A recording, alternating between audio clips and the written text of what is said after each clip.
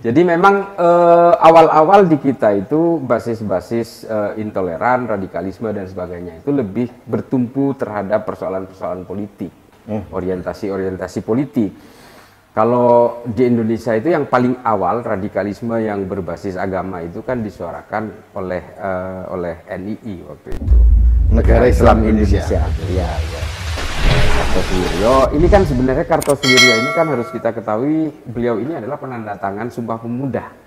Pejuang sebetulnya. Pejuang sebenarnya. Pejuang, ya. Satu kesalahan kecil sebenarnya, dia tidak dirangkul untuk ikut mengurusi kekuasaan yang baru lahir. Ya, waktu zaman Soekarno. Ya, sehingga akhirnya dia membuat satu kekuatan secara parsial, memproklamasikan itu di Tasik, dan ini kemudian menjadi cikal bakal embrio dari pergerakan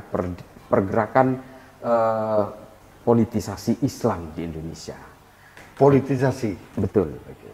Karena dari sini kemudian lahir Jamaah Islamiyah. Turunan-turunannya. Turunan-turunannya yang kemudian menjadi produk-produk hingga hari ini seperti JAD, JAK, JAT, JAS, MIT, MIB. Ini kan semua lahir dari sana.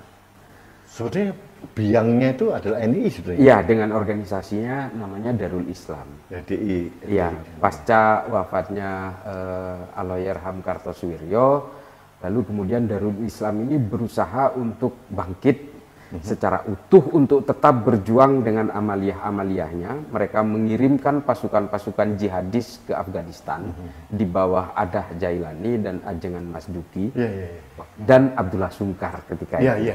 Sekitar tahun 80-an. Zaman ya kita SMA. Zaman kita SMA masih dengerin Rolling Stone. Zaman kita asik dengan Zeppelin, mereka sudah asik dengan amaliyah-amaliyah dan brutalitas sebenarnya. Nah, dari sini kemudian pecah. Pecahnya ini persoalan ideologis sebenarnya. Abdullah Sungkar tidak suka dengan Adah Jailani dan Ajengan Masduki karena persoalan tafsir-tafsir agama.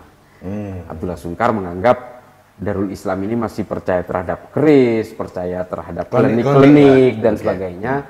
Dan Abdullah Sungkar ini kan lahir dari gerakan Usroh di Jawa Tengah, gerakan-gerakan Wahhabism awal di Jawa. Nah, ini kemudian yang membuat mereka terpisah. Abdullah Sungkar bersama Abu Bakar Ba'asyir membuat Jamaah Islamiyah tahun 92. Mereka, Abdullah Sungkar ini terinspirasi oleh Al-Gama'ah Al-Islamiyah di Mesir. Sehingga organisasinya diberi nama yang sama di sini. Nah, setelah itu kemudian gerakan-gerakan pengiriman jihadis ke Afghanistan ini di take over oleh Jamaah Islamiyah di bawah Abdullah Sungkar, karena memang yang punya akses Abdullah Sungkar ke sana ini, ke Afghanistan. Nah, itu yang terjadi. Setelah itu mereka tetap mengirimkan 5 angkatan untuk berjuang. Setelah Taliban berkuasa di Afghanistan, ini makin menjadi. Sehingga akhirnya tetap pengiriman-pengiriman yang dilakukan ini menjadi petaka buat kita dari Jamaah Islamiyah ini. Nah, itu kemudian yang mengubah trajektori gerakan-gerakan radikal di Indonesia hingga hari ini. Kalau kita tahu, Mas Rudi, tahun 2000-2009 itu kan hampir semua pelaku dari gerakan-gerakan teror yang frontal, amaliyah-amaliyah brutal itu kan dilakukan oleh alumni-alumni dari Afghanistan. Mas, saya potong dulu. NII, tadi dikatakan oleh Mas Islah, NII ya. Berarti pada zaman Orde Baru dan sebagainya itu belum tuntas dibereskan masalah NII. Justru menurut saya ada satu kesalahan dari Orde Baru, satu metodologi yang salah menurut saya ini, Mas Rudi. Mereka mengirimkan itu, melakukan eksportasi besar-besaran ke Afghanistan itu tujuannya adalah supaya daripada mereka bikin resek di sini, mending kamu udahlah resek di negara orang, kan kurang lebih seperti itu. Metode berpikirnya seperti itu. Tapi ini yang justru menjadi persoalan. Ketika mereka kembali ke sini, mereka punya keahlian perang, keahlian tempur, mereka tahu memegang senjata, dan yang paling fatal adalah mereka tahu cara merakit bom. Nah, produknya seperti Ali Imron, Amrozi, dan Imam Samudra, dan banyak sekali. Ini yang menjadi persoalan. Nah, ilmu-ilmu yang didapat dari mereka inilah yang menjadi bencana buat kita hingga hari ini. Jadi artinya kalau setelah itu tidak tuntas, malah mungkin diberikan suatu policy yang menurut saya salah ya. Ya, karena strateginya salah. Tapi ternyata sekarang kita mendapatkan imbasnya gitu. Ya, sekarang dengan sudah banyak dituntaskan oleh beberapa dekade kita ini, tapi kan masih kelihatan terus mereka ini. Ada Abu Bakar Bashir sudah ditahan, masih juga belum tuntas gitu, Mas.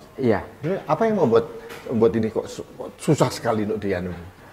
Ini pada akhirnya kembali kepada tafsir-tafsir agama, Mas Rudi.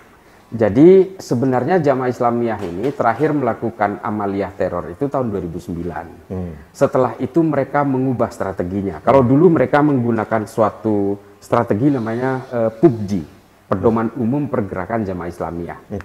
Setelah mereka itu merasa terendus semua pergerakannya, semua aksi-aksi brutal itu berhasil diselesaikan oleh pihak keamanan, pihak penegak hukum. Akhirnya mereka mengubah strategi mereka menjadi strategi tamkin Jamaah Islamiyah. Mereka memodifnya. Nah, di dalam strategi ini mereka membuat banyak elaborasi turunan, misalnya TASTOS, Total Amniah System, Total of Solution. Dia kemudian membuat protokoler marhalah-marhalah itu yang sering saya suarakan di TV. Ini supaya masyarakat mengerti. Marhalah-marhalah itu adalah pola gerakan mereka yang memang ingin menghindar dari gerakan-gerakan teror secara visual. Mereka tidak lagi menjadi pelaku bom bunuh diri, mereka tidak lagi berusaha meledakkan gedung. Ini yang mereka hindari dan mereka mengubahnya menjadi menjadi metodologi infiltrasi. Nah, sejak saat itu mereka lebih berpusat kepada penguatan organisasi dan infiltrasi terhadap lembaga-lembaga normatif. Lebih berbahaya itu. Ya, dan ini kemudian disambut oleh ketika ini selama 2 periode kepemimpinan Pak SBY, ini yang menjadi suatu persoalan tersendiri bagi kita adalah Pak SBY ini kan metode kepemimpinannya kan everybody happy, zero enemy. Ini yang kemudian memunculkan, dan kita tahu tahun 2007 HTI menjadi organisasi yang legal. Bahkan diberi panggung di GBK, menterinya hadir dan sebagainya. Kemudian ada beberapa ajaran-ajaran yang baru datang, baru menguat pada zaman itu seperti Wahabi Salafi dan sebagainya. Itu menguatnya pada periode itu. Dan harus kita ketahui, menurut Farah Pendit, salah seorang diplomat pada masa pemerintahan Obama, mengatakan 100% teroris yang ditangkap di seluruh dunia ini adalah penganut faham Wahabi Salafi. Meskipun ada disclaimernya juga, tidak semua penganut Wahabi Salafi itu pelaku teror. Nah, ini kemudian yang menjadi satu melting pot ajaran ideologi yang membagi mereka itu menjadi 3 bagian. Ada beberapa dari mereka yang sibuk dengan urusan dakwah. Yang kedua ada yang sibuk dengan urusan politik. Yang ketiga adalah yang sibuk dengan urusan jihad. Padahal semua ini menjadi inti dari ajaran yang sama.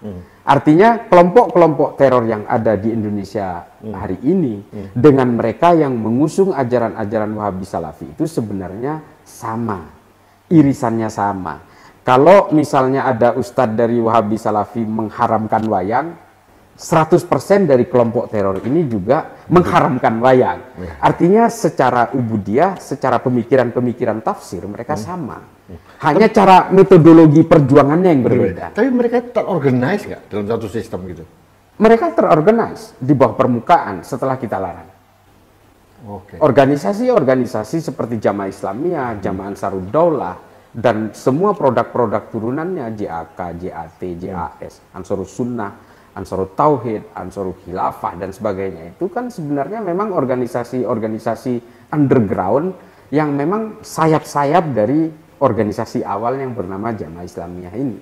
Mereka aktif sekali melakukan penguatan-penguatan organisasi dan melakukan infiltrasi, termasuk terhadap TNI Polri, termasuk kepada lembaga-lembaga negara. Makanya penangkapan-penangkapan dari Densus itu, kalau kita perhatikan kan memang menyasar banyak sekali pegawai BUMN, ASN, termasuk dari TNI Polri.